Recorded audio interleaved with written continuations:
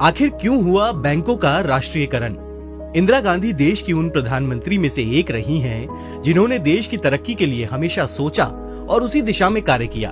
19 जुलाई 1969 की रात 8 बजे ही उस वक्त की प्रधानमंत्री इंदिरा गांधी ने देश में 14 प्राइवेट बैंकों को सरकारी बनाने का ऐलान किया था।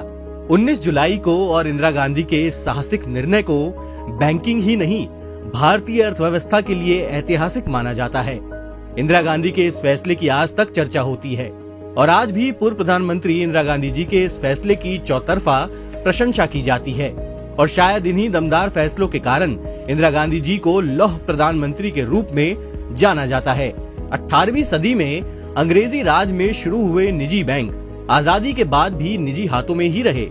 पहला राष्ट्रीयकरण 1955 में हुआ, जब स्टेट बैंक ऑफ इंडिया को सरकार ने अपने संचालन में ले लिया। 60 के दशक आते आते कई प्राइवेट बैंक दिवालिया हो चुके थे। 1947 से 1955 के बीच 360 से ज्यादा बैंक फेल हो गए। हर साल 40 बैंक फेल हो रहे थे और तब तत्कालीन वित्त मंत्री मोरारजी देसाई ने कड़ा रुख अख्तियार करते हुए बैंकों की संख्या घटा दी। 1965 तक बैंकों की संख्या 328 से घटकर 68 हो गई थी। 1967 में इंदिरा गांधी प्रधानमंत्री बनी।